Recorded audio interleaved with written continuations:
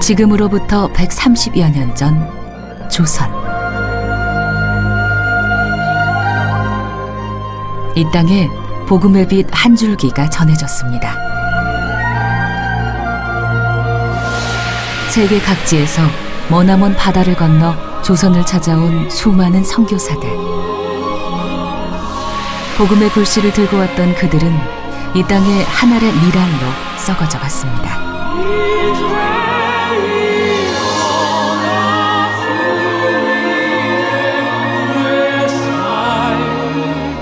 잠들어 있던 한반도를 깨우기 위해 평생을 다해 하나님의 쓰임을 받았던 사람들. 이제는 천국에서나 불릴 그 이름 속에는 예수의 흔적이 새겨져 있습니다.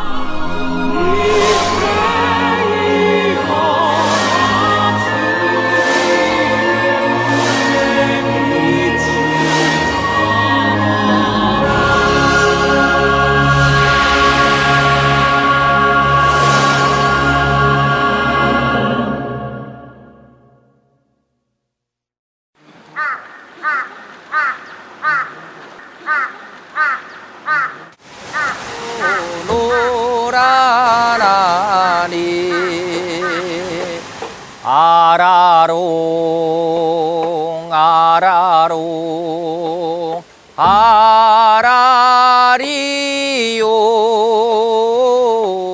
아라롱 얼싸 배 띄우라 문경세제. 경북 문경 지역에서 구전되어 온 문경세제 아리랑에는 대원군 시절 경복궁 중건에 동원된 민초들의 고된 노역과 저항의 의지가 담겨 있습니다. 백성들의 입에서 입으로 전해진 이 노래를 채록하여 최초로 음계를 붙인 사람은 미국인 호머 헐버트입니다.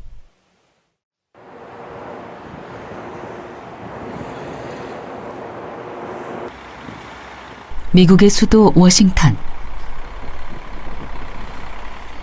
전 세계 근현대 자료의 보고인 국립문서기록관리청에서 우리는 특별한 문서 하나를 찾았습니다. 그것은 바로 미국인 호머 헐버트에게 내린 고종 황제의 기밀 문서입니다. This file contains letters from the Emperor of Korea, Konjon. What you see here are Korean documents with an English translation. Okay. And you see this is dated 1909. 1909. Yes. 이 문서의 내용은 고종이 헐버트에게 내린 마지막 밀명으로 일본의 눈을 피해 독일은행에 보관해둔 거액의 독립자금을 찾아오라는 것입니다. 조국과 백성들의 운명이 걸린 독립자금 인출을 명할 만큼 헐버트를 신뢰했던 고종. 바람 앞에 촛불 같았던 조선의 운명을 위험을 무릅쓴 채 끝까지 막아서려 했던 헐버트. 그러나 고종 황제의 서명이 있어야 인출이 가능했던 자금은 이미 일본에 의해 빼돌려진 후였습니다. 대부분 선교사들은 그런 요동치는 한국의 정치적인 환경에 한 배를 뺐습니다. 개입을 안 하려고 해서 의도적으로. 근데 헐버트는 이게 한계가 있고 이게 성공 확률이 10%도 안 된다는 거 알면서도 누군가는 곁에 있어줘야 되고 누군가는 이 사람을 도와줘야 된다. 그럼 그건 내가 할 일이 아니겠는가. And he deeply loved Korea. His work was different. He would be the face of Jesus, speaking out against those things that would enslave people. 개인 구원과 사회 구원은 이제 밀접한 뗄래야 뗄 수 없는 거고 사회 구원이 제대로 돼야 나라가 바로 되는 거거든요. 그러니까 헐버트는 독립운동에 아주 열렬하게 앞장설 수밖에 없었죠. 그 사람의 신앙적 배경과 신학 사상이 그랬어요. 그만큼한 열정을 가진 선교사가 어디에 있습니까? 그분의 복음은 한 영혼을 구하는 것도 중요하지만 정말 이 사회 전체가 예수를 믿고 전 세계에 나가서 복음을 증거하는 그런 결례가 될 것이다 라고 하는 소망의 메시지를 가졌던 선교사님이었다는 거죠. 그런 선교사님이 어디 있습니까?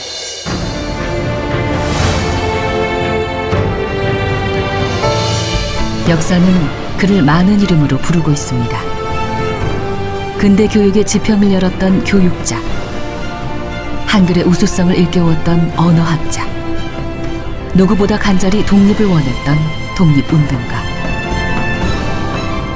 그리고 또 하나, 그가 소중하게 품었던 사명은 하나님의 공의의 나라를 조선 땅에 세우고자 했던 선교사, 호머 헐버트입니다.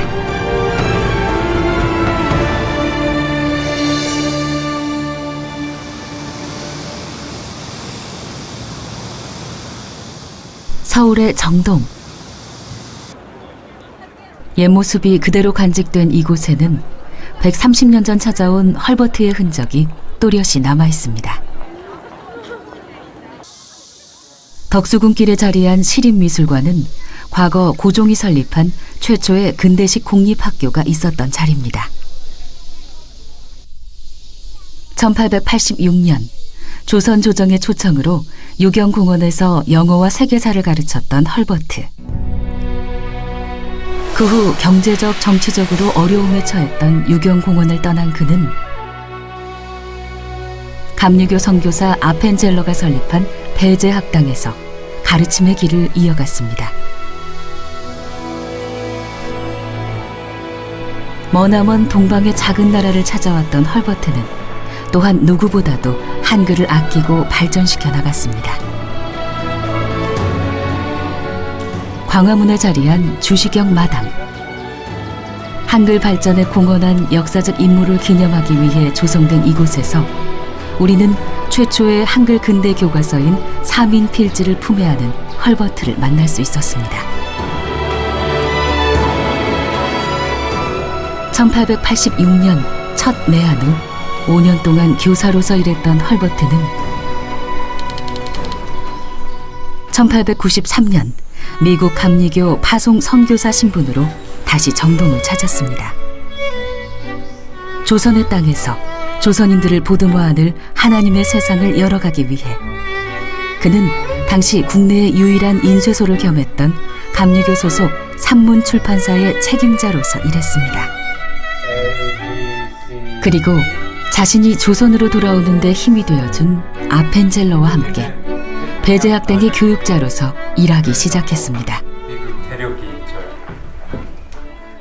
헐버트의 첫 번째 방문은 그의 필요성이라기보다는 오히려 한국의 필요성, 미국 정부의 필요성 때문에 적임자를 찾았고 그가 바로 헐버트였죠. 헐버트는 두 번째 내한을 앞두고 이미 한국의 선교사로 와 있던 감리교 선교사 아펜젤러로부터 한국 선교에 대한 필요성을 절감을 하게 됩니다. 그래서 그가 미국 감리교회에 안수를 받게 되고 이제는 교육 선교사로서 혹은 복음 선교사로서 두 번째로 한국을 찾게 된 것이지요. 헐버트가 내한 후에 조선에서 사역을 진행하는 동안 그의 중심에는 선교와 복음 전도라고 하는 중심이 늘 있었던 것을 볼 수 있습니다. 1884년 12월 8일 우정국 개국 축하연 자리. 김옥균을 중심으로 한 급진 개화파는 일본 공사관 경비병을 지원받아 민비 정권의 핵심 인물들을 제거하는 갑신 정변을 일으켰습니다. 권력의 중심이었던 민영익 암살을 시도했으나 실패로 돌아가고 결국 청군의 진압으로 갑신 정변은 3일 천하로 끝이 나고 말았습니다.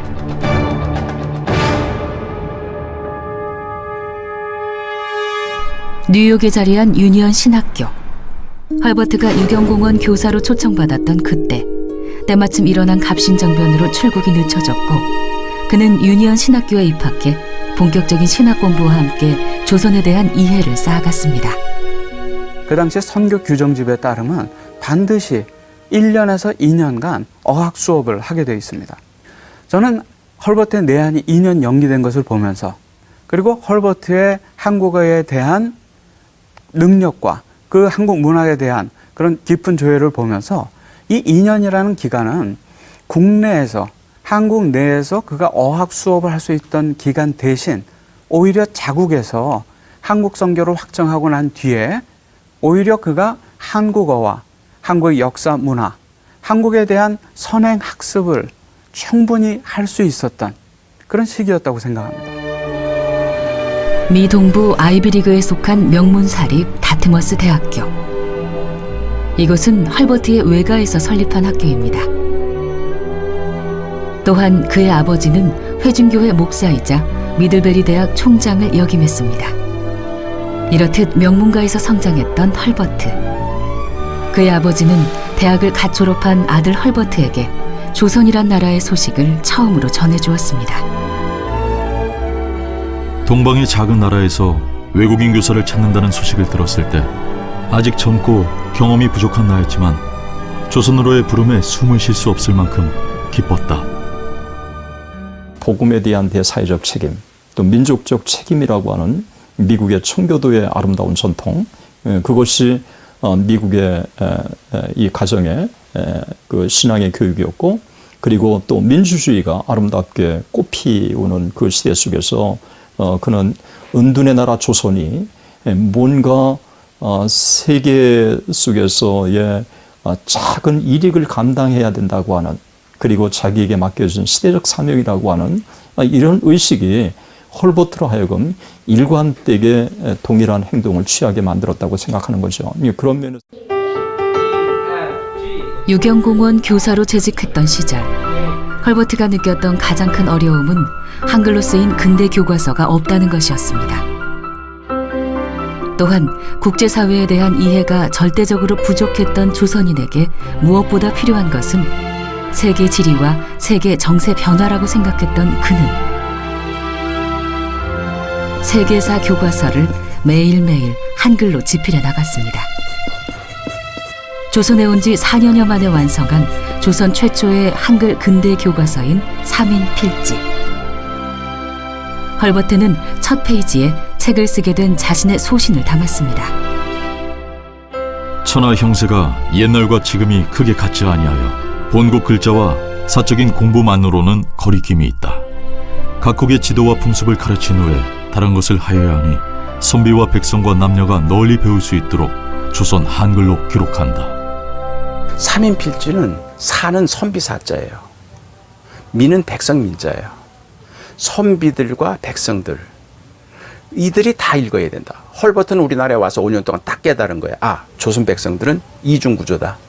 선비계층과 민중계층. 그런 상황에서 함께 다 같이 봐야 할 책. 앞으로의 세상은 양반과 하류계층이 이렇게 나눠지는 그런 구조가 아니라 함께 조선을 세워나가야 된다. 한민족의 반만년 역사와 멸망의 과정을 집필한 대한제국 멸망사. 조선 역사에 대한 깊은 관심과 이해가 담긴 이 책 속에서 헐버트는 자신의 신념을 밝히고 있습니다. 많은 사람들이 조선이 독립국가로 존속하는 것보다는 일본 통치를 받는 편이 낫다고 말하고 있다. 이 책을 읽는 동안에 조선이 이토록 위기에 빠지게 된 원인과 미국을 포함한 여러 열강들이 그 비극에 어떠한 역할을 했는가를 알게 될 것이다. 조선의 비극을 둘러싼 세계 정세에 대한 헐버트의 역사인식은 점차 그를 독립운동가로 변화시켜 나갔습니다. 뿐만 아니라 헐버트는 해군 장교가 제주도에 숨겨진 보물을 찾는 모험 소설인 안개 속의 얼굴과 구전으로 전해지는 민담을 모은 엄지 마법사라는 영문 소설을 집필합니다. 지금 여기 보면 1925년이잖아요. 이건 이제 엄지 이야기죠. 우리가 잘 아는 뭐 토끼와 거북이 이야기도 나오고 뭐 그런 전래동화를 많이 한 거예요. 그래서 이런 어떤 한국의 설화나 민담, 동화 이런 속에 한국 고유의 문화와 한국인의 그 고유한 아이덴티티가 정체성이 녹아 있다는 거죠.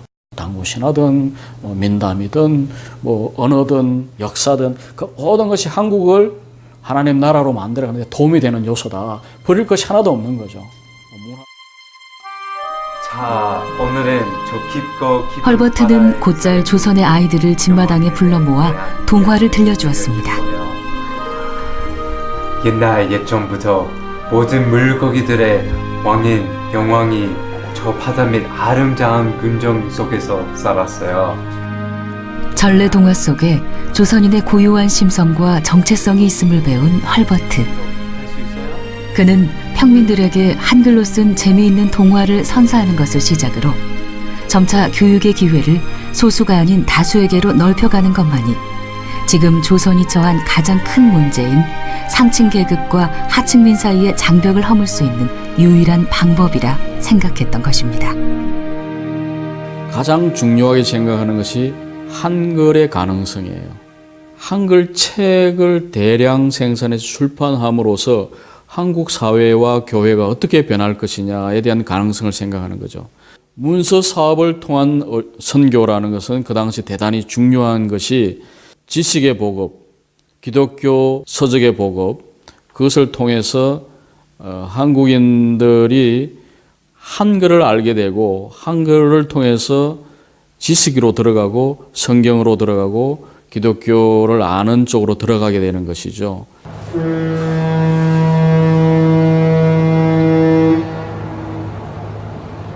미국 뉴욕 맨해튼 거리. 이곳에 오랜 전통의 대표적 진보 신학의 명문인 유니언 신학교가 자리해 있습니다. 헐버트의 모교이기도 한 이 학교의 고문서 도서관에서 우리는 중요한 기록 하나를 찾았습니다. 이것을 살펴보면서 한글에 대한 그의 이해가 놀라울 정도로 깊었다는 것을 알 수 있었습니다. 한글의 특징은 의태어와 의성어가 아주 많다는 것이다. 의성어의 뜻을 배우는 데는 사전이 필요 없다. 예를 들어 징그렁징그렁거리는 중소리나 말고삐의 쇳소리를 징그렁이라는 단어 외에 달리 무엇으로 또 표현하겠는가? 책, 책, 책, 책, 책, 책을 읽다. 책이라는 하나의 명사를 배울 때 읽다, 펼치다 등 명사와 연결된 여러 동사까지 함께 터득하며 단 며칠 만에 한글의 기본을 익힌 헐버트는 한글의 가치를 점차 깨우쳐갔습니다. 한글이 대중연설에 적당하냐고 묻는다면 나는 매우 그렇다고 대답하겠다.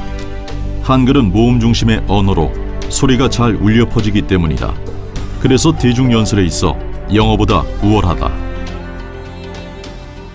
이분이 한국에 온 지 4일 만에 한글을 읽을 수 있었던 정도로 자기가 생각해도 아주 놀라울 정도로 배우기 쉽다라고 하는 것을 알았죠. 그리고 점점 더 한국말을 적어가 보다니까 무엇을 느꼈냐면은 음성을 표기하는데 아주 뛰어났다. 세계 어느 글자도 당할 수 없다고 하는 것을 알고서 한글에 대해서 관심을 가졌죠. 그래서 어떻게 하면은 한글을 더 발전시킬 것인가. 또 더 나아가서는 지금까지 백성들이 한글을 배우지 못하고 있다고 하는 것이 대단히 안타까워서 어떻게 하면은 한국 백성에게 이 한글을 보호할 것인가. 그 두 가지에 관심을 가졌습니다. 우리가 잘 아는 한글학자 주시경 선생도 헐버트 선생의 그 제자로서 한글의 객관적인 우수함에 대해서 자각하게 된 그 일이 있습니다. 그래서 단적인 예를 들어서 우리가 지금 한글을 세로로 안 쓰고 가로로 쓰잖아요. 그리고 가로 쓸 때 띄어쓰기를 하잖아요. 문장의 끝에 점을 찍잖아요. 이런 것들이 다 헐버트가 제안을 한 겁니다. 처음으로. 그래서 한자의 그런 복잡함과 폐쇄성, 소수의 엘리트 계층만 쓸 수 있는 폐쇄성을 타파하고 한글을 널리 알리자라고 주장하면서 한글에 대해서 어떻게 보면 또 일종의 개혁을 한 거죠. 험하기로 이름난 문경세제. 이곳에 자리한 옛길 박물관에는 헐버트가 관심을 기울인 또 하나의 조선의 문화가 남겨져 있습니다. 젊은 시절 대학 합창단과 성가대 단원으로도 활동했던 그의 귀를 사로잡은 것은 조선 팔도 곳곳에서 들리는 아리랑 가락. 1896년 그는 서양인 최초로 아리랑을 악보로 만들었습니다. 헐버트 선생님도 그 당시에 아리랑이 무슨 말인지에 대해서 좀 관심을 가진 듯해요. 그래서 조선 사람들에게 아리랑이 무엇이냐라고 물어보면 그 조선 사람들이 전부 다 의아해하면서 미소만 지었다, 웃기만 했다.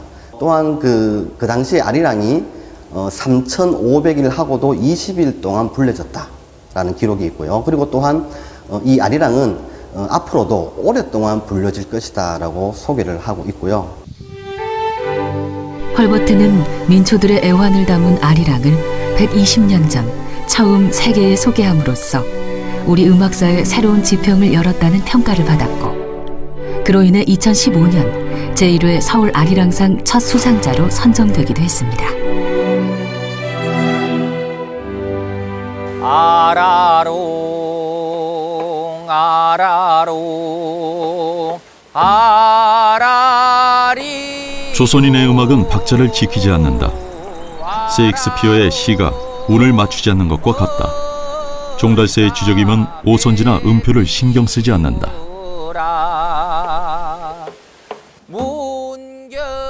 민중의 삶과 늘 함께하기에 끊임없이 구전되며 쌀과 같은 존재가 되었다는 것을 정확히 알고 있었던 헐버트. 쉼없이 우리의 문화를 알아간 그는 아리랑뿐만 아니라 다양한 조선의 시조와 민요를 연구해 세계에 전했습니다.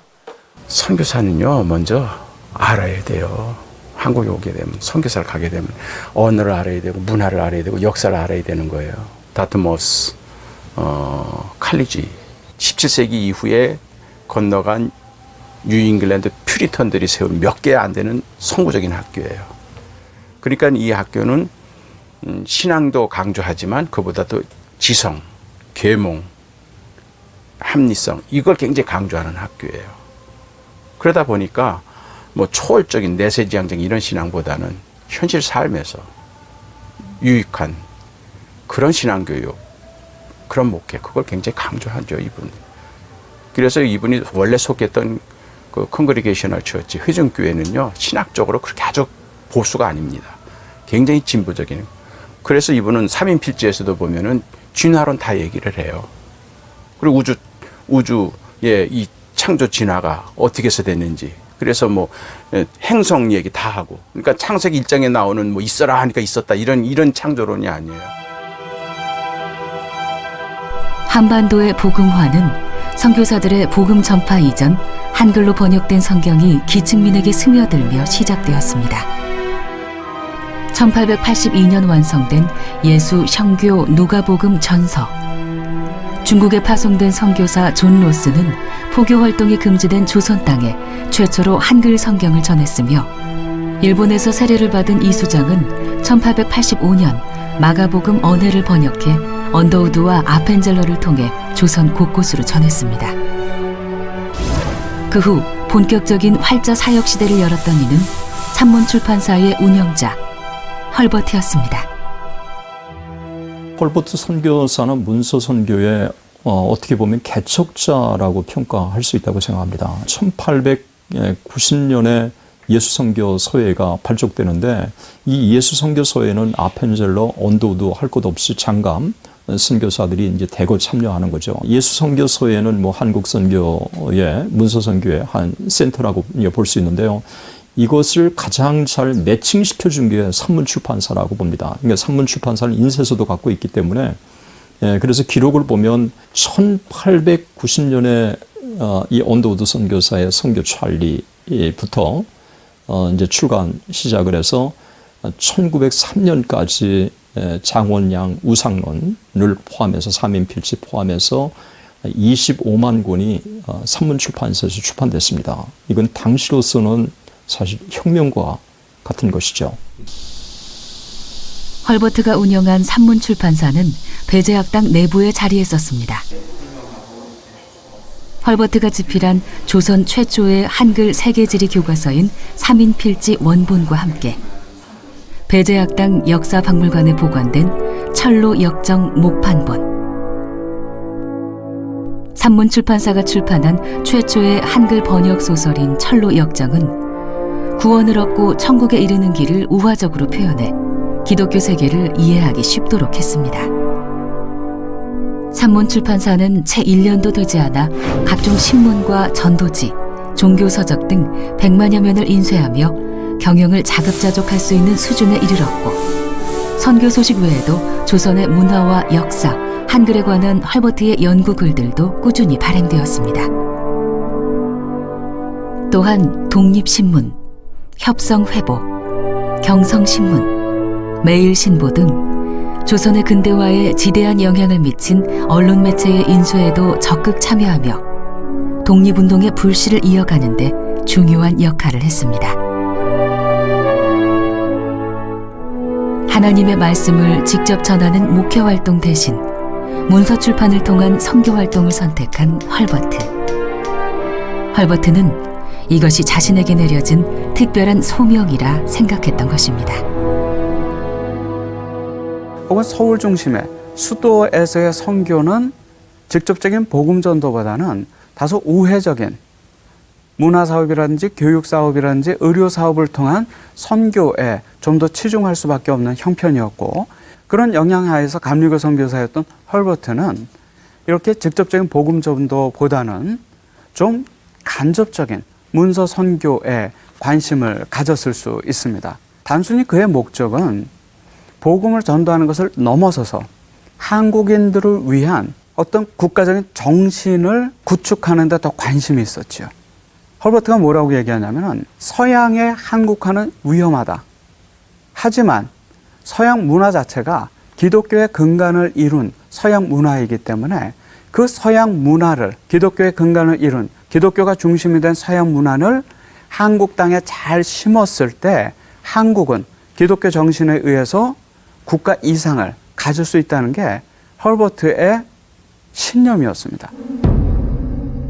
혼란스러웠던 급변의 시대. 조선을 둘러싼 거센 변화의 물결 속에 고종은 주도적인 개화의 의지를 피력했습니다. 저들의 기술은 이롭다. 이를 잘 이용하여 백성들을 잘 살게 할 수 있다면 그 기술을 꺼릴 이유가 없다. 지금 강약의 형세가 이미 큰 격차로 벌어졌으니 만약 그 기술을 본받지 않는다면 저들에게 모욕을 당하고 말 것이다. 그러나 독립적인 개화의 길을 일본에게 빼앗긴 채 조선의 국운은 기울어갔으며 암담한 현실 속에서 조선의 젊은이들은 꿈을 펼칠 미래를 잃어버렸습니다. 세상에 이 모양이니 할 일도 없고 하고 싶은 일도 없구만 그래요.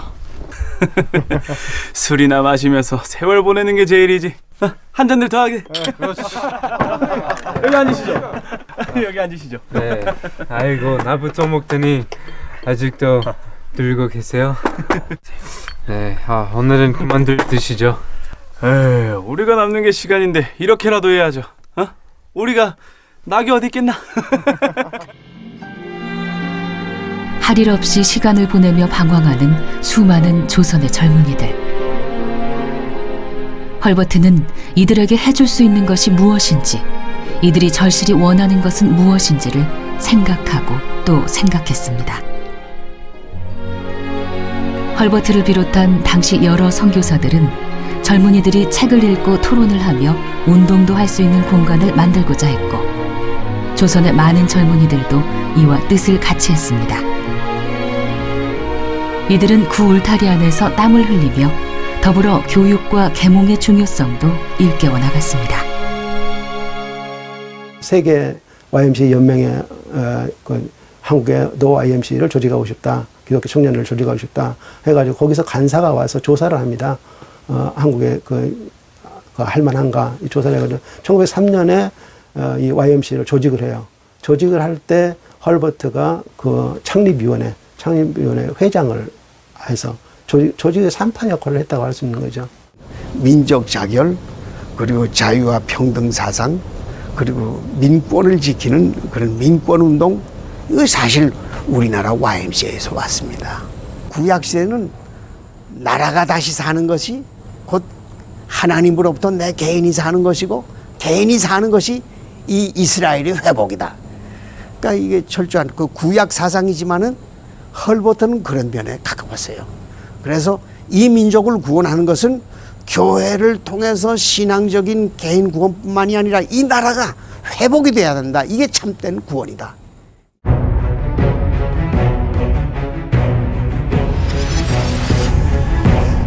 (1895년) 어둠의 그림자가 드리워진 건천궁. 조선 침략의 가장 큰 걸림돌로 작용했던 명성 황후가 일본 자객들에게 무참히 암살되고 말았습니다.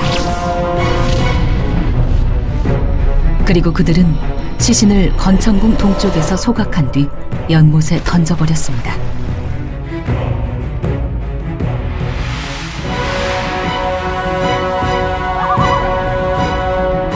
왕비가 시해되자 고종은 주변의 누구도 믿지 못하고 두려움에 잠을 이루지도 못했습니다.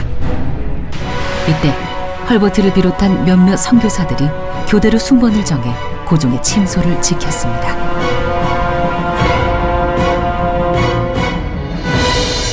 춘생문 사건에서 보여주는 것처럼 상당히 고종에 대해서 자기는 그 불침번을 쓰면서 그의 생명을 보호해 준 것이라든가, 그리고 1890년에서부터 발간되기 시작한 코리아 리파지토리의 일관되게 이 한국을 변호하고 또 한국에 대해서 아주 상당히 그 좋게 글을 쓰는 것들이 일관되게 아주 기록하고 있고요. 그리고 1901년에 코리아 리뷰는 아예 헐버트가 중심이 돼서 창간되면서 기울어져가는 한국에 대한 이 변호를 아주 노골적이고 공개적으로 계속합니다. 이런 1904년 만주와 조선의 지배권을 차지하기 위한 러시아와 일본의 제국주의 전쟁이 발발합니다. 일본의 승리로 끝난 러일 전쟁. 그 후 외교권이 박탈된 조선에는 내정 권한을 장악한 일제 통감부까지 설치되었고, 각국의 선교 본부는 선교사들에게 정치에 관여하지 말 것을 지시합니다. 선교사들은 그들의 다양한 고국의 의로부터 어떤 식으로도 일본에 간섭을 하거나 적대감을 사지 말라는 경고를 받았다.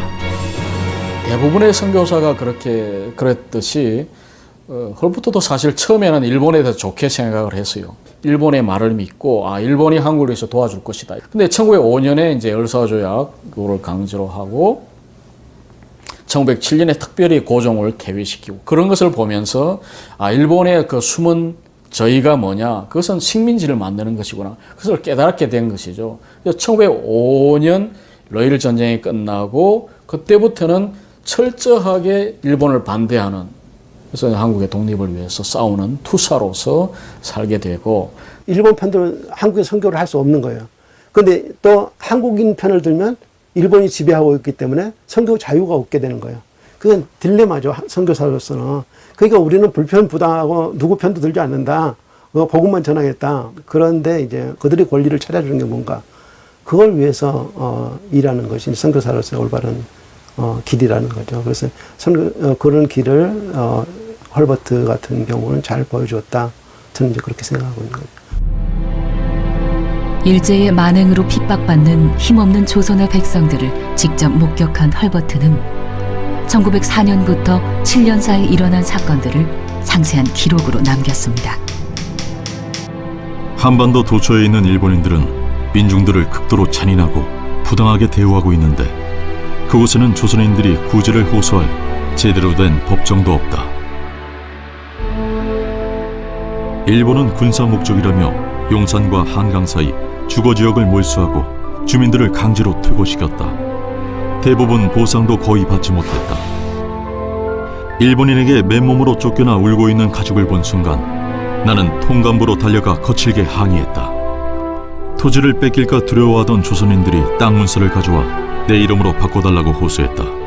나는 그들의 땅을 한 푼에 사서 차후 같은 가격으로 되팔겠다는 확인서를 써주고 명의를 이전받았다. There are moments when he is purchasing thousands of Korean farms for approximately 1 cent so that the Japanese are unable to appropriate those properties. He appeals to Prince Ito to establish a tribunal to allow aggrieved Koreans to complain. He's unsuccessful in that. But there's countless examples of him demonstrating his kinship and his recognition that he's connected intimately with the Korean people. 1905년 봄, 러일 전쟁이 끝나자 조선의 주권을 노골적으로 위협해온 일본. 을사늑약에 약속된 왕실 존엄의 보장도 조선 백성의 보호도 지켜지지 않았습니다. 보호조약이라는 것은 두 나라의 상호 안전이 중요한데 조선과 일본은 그렇지 않다. 일본은 조선 안팎의 모든 것을 가졌다. 조선인을 남아프리카 흑인으로 보는 것과 비슷하다. 이는 상호 보호조약의 약속과 맞지 않는다. 1905년 8월 일본의 한반도 지배를 영국이 양해한다는 제2차 영일 동맹이 체결되자 고종은 미국 대통령에게 일제 지배의 부당함을 적은 친서를 전달코자 계획합니다. 철저한 비밀이었던 헐버트의 특사 파견. 그는 무엇보다도 고종 황제의 안위를 걱정했습니다. 특사 파견 사실을 일제가 알게 된다면 어떤 위해를 가할지 예상되었기 때문입니다. 그러나 고종이 처한 절박한 상황을 알기에 헐버트는 한치의 주저함도 없었습니다. So it's very important to understand the spirit of the time in which Holbert was acting and did this in the United States in 1905. This was a period of a peace movement known as a movement of peace through law.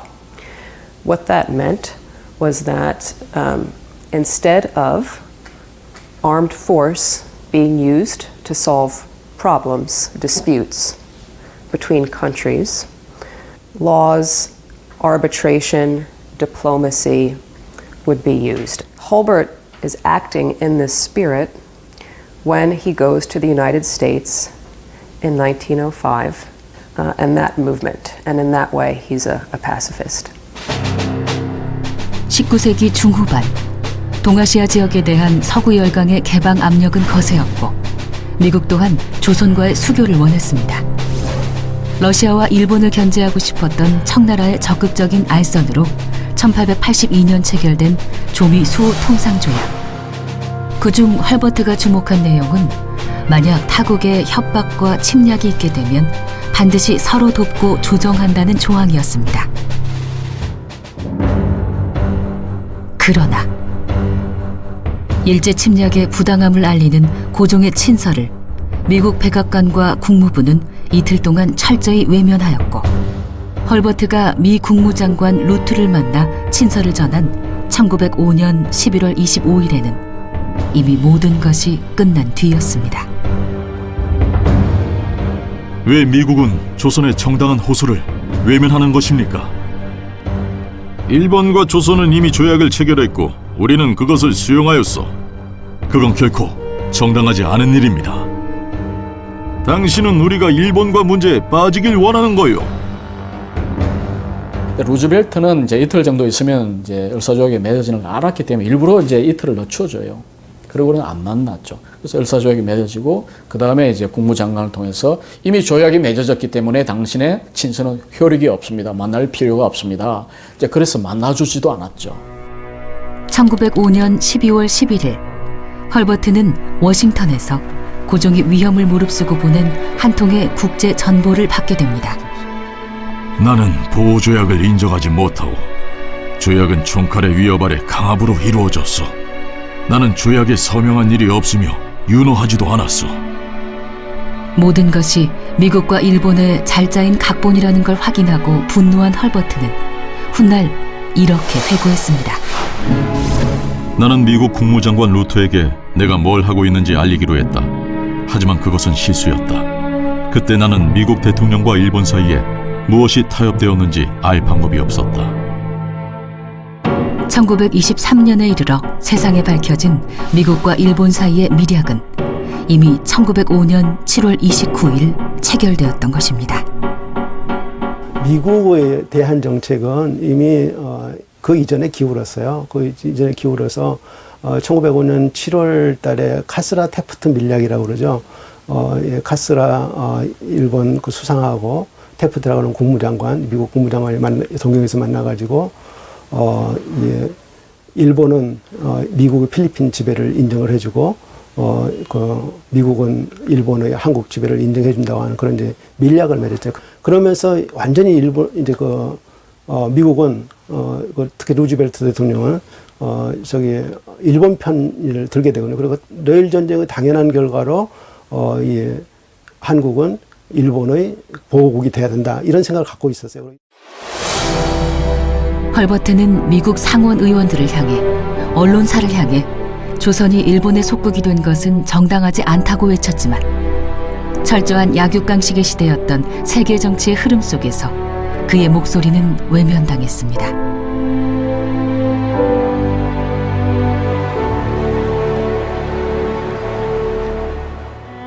정의를 외면하고 오직 자국의 이익만을 추구한 모국에 대해 크게 절망한 채 1906년 6월 조선으로 돌아온 헐버트. 특사활동 직후 출판된 대한제국 멸망사 속에는 그의 참담한 심정이 고스란히 담겨져 있습니다. 세계는 러시아가 만주에서 약속을 지키지 않은 것을 꾸짖고 비난하면서 일본이 조선에서 저지른 러시아보다 10배나 더한 만행에 대해서는 왜 외면하고 묵인했던가. 고종 황제와 조선인들은 미국을 순수한 마음에서 진정한 친구로 여기고 있으며 금강 채굴권과 철도 부설권을 주는 등 매사에 호의적이었는데 미국은 그런 조선을 낭떠러지로 떨어뜨렸다. 비록 현실은 거대한 암흑본이었지만 그는 끊임없이 기도하고 글을 썼습니다. 대한제국 멸망사의 헌사를 통해 헐버트는 조선인들에게 희망의 끈을 절대 놓지 말 것을 당부합니다. 거기에 보면 그 Spirit of the Nation, 그러니까 우리 결의의 혼이 깨어나는데 그 quickened by the touch of fire 이런 말을 쓰고 있어요. 그래서 그 말을 우리 기독교적으로 새롭게 번역을 한다면 이것은 요한복음 6장 63절에 예수님이 직접 말씀하셨잖아요. 영은 살리는 것이니 육은 무익하니라 라는 말에서 저는 이 헐버트 선교사님이 가져오셨다고 생각해요. 그래서 the touch of fire, 성령의 불길이 우리에게 닿음으로써 우리 민족의 혼이 깨어날 때, 즉 이 기독교의 영성을 인해서 우리 조선이 변화받게 됐을 때 지금 일본의 식민시대는 지나가고 이제 미래의 한결에는 정말 조선 한국, 정말 온 세계에 복음을 증거하는 한국이 될 것이다 라는 소신으로 미국 뉴욕 콜럼비아 대학교. 뉴욕에 최초로 세워진 이곳 대학의 고문서 소장고에서 우리는 귀한 문서 하나를 찾았습니다.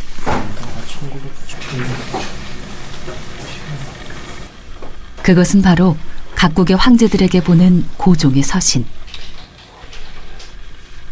고종은 자신의 윤허조차 받지 않고 일제 총칼의 위협 아래 강압으로 이루어진 을사늑약의 부당함을 헤이그 만국 평화회의에서 전 세계에 알리고자 헐버트에게 밀서를 부탁합니다.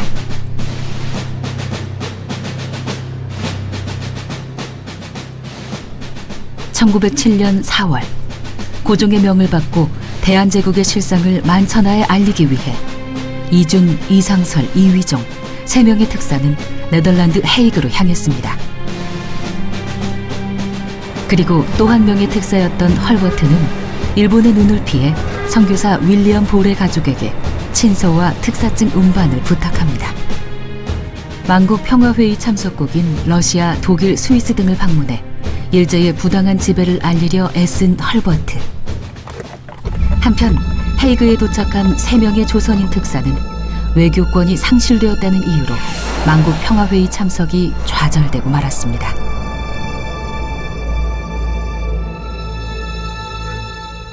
그리고 결국 고종은 대한제국 황제의 자리에서 해위되었습니다.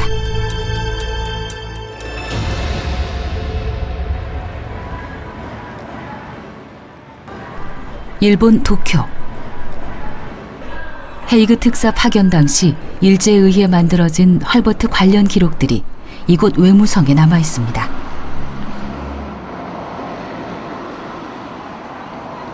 第2回バンコク平和会議へ密使派遣並びに同国皇帝の上位及び 기록 속에는 일본이 헐버트를 얼마나 철저하게 감시했는지 드러나 있습니다.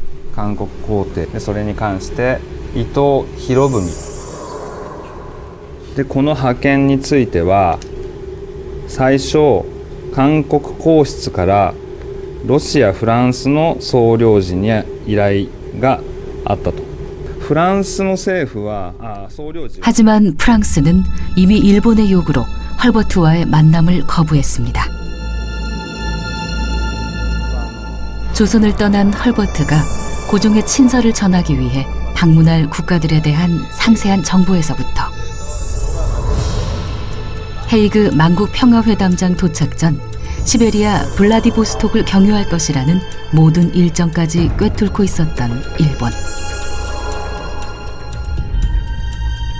일본은 헐버트가 조선으로 다시 돌아오지 못할 것을 예감하고 자신의 물건들을 정리했다는 개인적인 일상까지도 상세히 기록해두었을 만큼 헐버트의 일거수일투족을 치밀하게 감시했습니다. When he goes to Japan, not to The Hague, to help the Korean delegation, he's doing so at the risk of his own life. In fact, Lee Jun dies in The Hague, and the other two delegates were sentenced to death by Japan. About how Hulbert, I believe he has to sort of sell everything to go to The Hague to help the Koreans. So these sorts of actions of sacrifice are only explained by love. Did they fail in The Hague? And I think that we have been growing towards the vision in The Hague since it happened. 헤이그 특사 파견을 빌미로 일본은 눈의 가시였던 헐버트를 미국으로 추방합니다. 이미 각오했던 일이지만 이 시련과 고난 속에 조선인들을 남겨두고 홀로 떠나야 한다는 것이 너무도 힘겨웠던 헐버트. 이들과 함께할 날이 다시 오기를 그는 간절히 바라고 있었습니다.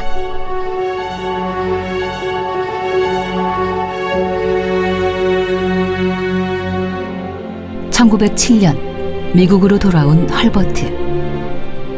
비록 몸은 미국에 머물렀지만 그의 마음은 오직 조선의 독립을 향해 있었습니다. 허름한 뉴욕 골목에 자리한 한인교회. 1920년 서재필을 주축으로 한인 100여 명이 모여 3.1운동 2주년 기념식을 가진 후 독립을 향한 애끓는 마음을 모아 세운 것이 뉴욕 한인교회의 시작이었습니다. 설립됐죠? 네네. 그러니까 93년 됐네요. 네네. 네, 미 동부하고 뉴욕에서는 제일 오래된 한인교회. 이곳 2층은 서재필, 안창호, 김환란 등 당시 유학생들이 모여 조국의 암담한 현실을 이겨내기 위한 길을 찾던 공간이었습니다. 콜롬비아 대학에 유학 왔던 조선의 젊은이들이 청년회를 조직하며 시작된 미주 한인 독립운동. 그 구심점이 되었던 곳이 뉴욕 한인교회였습니다. 그때 그분들이 여기서 독립운동도 하시고 그리고 또 미주에 있는 많은 학생들을 연합해가지고 또 기금을 만들어가지고 한국에도 보내시고 그런 아주 민족적인 교회가 이 뉴욕 한인교회입니다.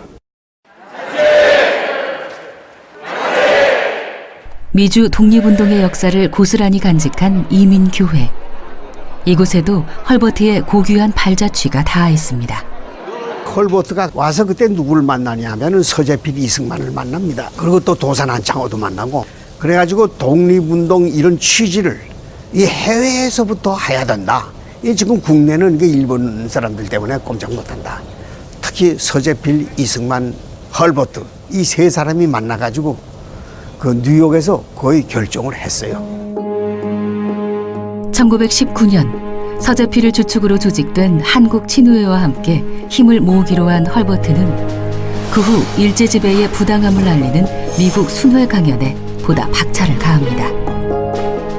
미국을 향해서는 정의를 수호하라는 외침을, 재미 한인 청년들을 향해서는 독립의 준비를 절대 게을리하지 말라는 외침을 끊임없이 전한 헐버트. 조선 독립의 정당성에 대한 그의 강의는 미주 한인 사회의 큰 관심으로 떠올랐습니다. 헤이그 특사 사건 이후 1907년 미국으로 추방 후에도 집필 활동과 강연을 통해 독립운동의 길을 이어간 헐버트. 을사늑약은 단지 일본의 강제와 거짓으로 획득한 것입니다. 일본이 조선인들을 말살시키지 않고서는 절대 조선을 통치할 수 없습니다. 1910년 한일 강제 병합 이후 일본의 잔혹성은 더해가고 민족 지도자들을 억압하기 위한 계획은 더욱 치밀해져 갔습니다. 1911년 총독 암살을 계획했다는 누명을 씌워 수많은 민족 지도자들을 고문하고 처형한 105인 사건이 발발합니다. 일본이 유일하게 서구 국가로는 전쟁하지 않고 개방한 나라예요. 그러니까는 서구 관점에서 보면 일본이 제일 무거운 국가예요, 아시아에서는. 그런 일본이 조선을 개방하고 조선을 근대화한다면 이건 굉장히 좋은 거다, 이렇게 생각을 했던 거죠. 근데 그게 아닌 거죠. 특히 이 105인 사건을 통해서 일본이 얼마나 잔악하게 한국의 민족주의자들을 고문하고, 그래서 야만적인 그런 행태들이 다 드러나는 거죠. 그때 105인 사건 때 기독교인들이 80~90%니까 이 희생자들의 증언을 통해서 선교사들이 일본의 실체를 아는 거죠. 헐버트는 105인 사건에 담긴 일본의 저의를 파악해 1912년 7월 14일 뉴욕 헤럴드 신문에 게재합니다. 일본은 조선의 기독교인을 핍박할 명분이 없다. 조선의 기독교가 확산되고 이들이 서양 문명을 배워 정치적 자립을 이룰까 우려한 행위일 뿐이다.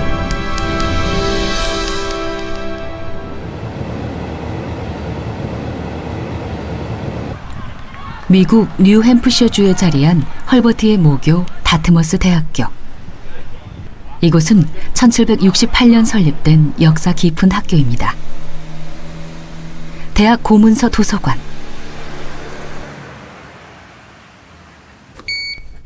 다트머스 대학교는 설립 이후 수백 년 동안 재학 시절 모든 학생들의 기록뿐 아니라 졸업 후 학교로 보내온 졸업생들의 기고문까지 보관하고 있습니다.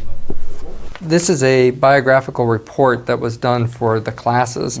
And in here he talks about his life. So this is something he would have sent to the college and it was added to his alumni file. 헐버트가 모교로 보낸 자필 문서에는 조선에서 추방당한 후 1910년 이후 그가 어떤 활동을 했는지 상세히 기록되어 있습니다. Something he sent us. 1914년부터 대학 강의를 시작했습니다. 일본의 중국 산동성 장악을 주제로 정했습니다. 대학을 넘어 미국 전역을 다니며 을사늑약 당시 미국이 국제적 의무를 저버린 것을 알렸습니다. 헐버트는 자신의 신념을 끝까지 굽히지 않으며 출판과 언론을 통해 미국 정부를 향해 진실 규명을 요구했습니다.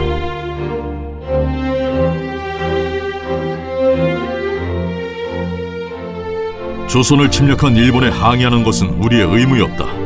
루스벨트는 1905년 일본 탐욕에 저항하는 데 실패했다. 조선은 절대적으로 일본의 것이다.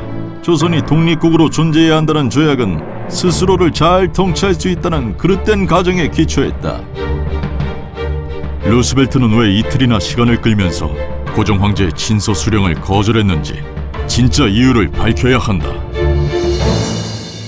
He returned to the United States, and that was for almost a decade to constantly speak on behalf of Korea and fundraise for the mission work back in Korea to try to alert Americans to this understanding that the Koreans should not be seen as being well served by being controlled by the Japanese. That his work was both in the country, in terms of language, but in the United States, to keep the cause and the recognition of who Korea was alive. So that was a double mission. 전 세계 호소를 하는 것이죠. 전 세계 시민들을 향해서 또 전 세계 교회들을 향해서 한국의 2천만 동포, 한국의 또 왕실이 얼마나 지금 위협을 받고 있느냐, 그 일을 하고 있는 거죠.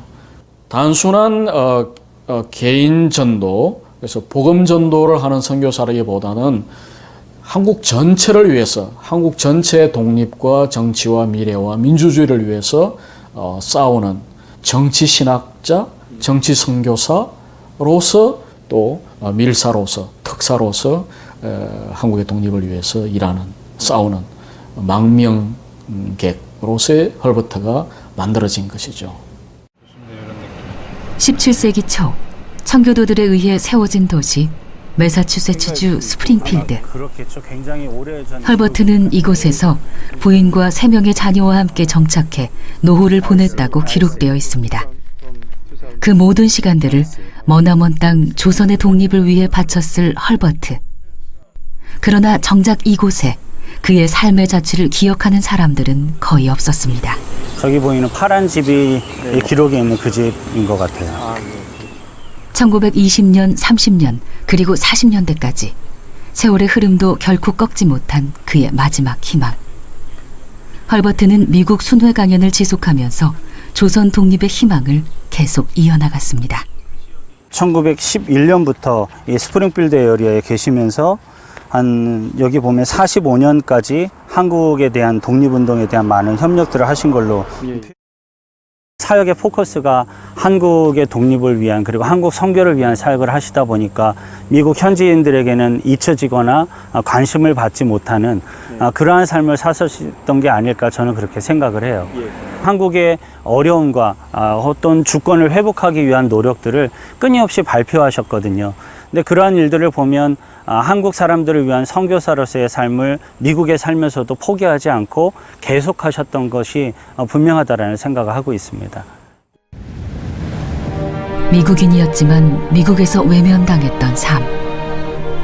조선을 너무나 사랑했지만 조선으로 돌아갈 수 없었던 헐버트. 하지만 그는 단 한 번도 자신의 삶을 후회하지 않았습니다. 눈 깜짝할 새 시간은 지났습니다. 그 시간은 결코 우리를 배신하지 않을 것입니다. 나는 1800만 조선인들의 권리와 자유를 위해 싸워왔으며 조선인들에 대한 사랑은 내 인생의 가장 소중한 가치입니다. 그 나라와 그 의를 구하라. 마태복음 6장 33절 말씀에 그리하면 모든 것을 다 이루리라 하는 말씀을 철저히 믿었는데 우리 조국을 위한 운동이 곧 자기 나라를 위한 것이고 그것이 곧 하나님의 나라를 이룩하는 것이다. 그분의 투철한 신학 사상이 그렇게 독립운동하는 선교사로 우리 조국을 위한 사람으로 되지 않았는가 저는 그렇게 믿습니다. 1945년 8월 15일 헐버트의 간절한 희망이었던 독립의 빛이 이 땅에 내렸습니다. 그 후 4년의 시간이 흘러 이승만 대통령의 초청을 받아 국빈 자격으로 한국 땅을 밟은 86세의 헐버트. 그러나 내한 일주일 만에 하나님의 나라로 부름을 받았고 대한민국 전체가 그의 죽음을 슬퍼했습니다. And it's very interesting that his family allows him to go on a ship, almost like they know that his home, his spiritual home, is somewhat here.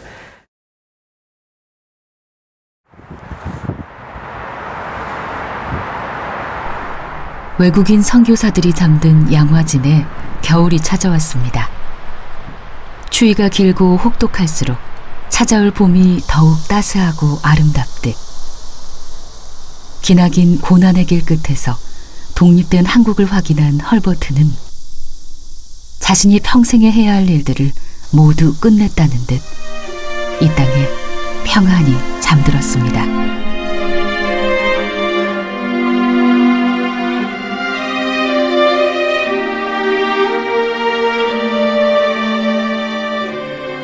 정말 우리 민족을 자기 동포처럼 사랑하고 그리고 우리나라를 정말 자기 조국처럼 사랑한 정말 그 평생을 바쳐서 끝까지 사랑한 그런 선교사였다. 분명히 이 일은 하나님께서 자기의 주신 일이라고 생각했을 거예요. 그 꿈을 버리지 않았기 때문에 결국은 독립의 그 면류관을 쓰신 것이죠. 예수님이 말씀하신 이게 이웃이 되는 거다. 그게 사마리아 사람이 한 일이다. 그 헐버트가 그 길을 간 거죠. 조선과 세상의 소통을 위해서 광야에서 소리치던 자, 그가 헐버트였다고 생각합니다. 헐버트 선교사님은 그야말로 우리 개신교 선교가 100년에 이를 때 정말 꽃을 피워준, 오늘날 우리 개신교 선교가 고려해야 되는 그 선교 현장의 컨텍스트를 정말 잘 이해하고 우리에게 꼭 필요한 것을 심어주려고 했었던, 오늘에 있어서는 가장 롤모델이 되는 선교사님이라고 생각합니다. 외로운 광야에 서서 낮은 곳에서 핍박받던 사람들을 끌어안은 채 하나님의 공의를 외쳤던 호머 헐버트 선교사. 130년 전 머나먼 땅 조선을 찾아왔던 그가 이곳에 간절히 남기고 싶었던 것은 예수의 흔적이었습니다.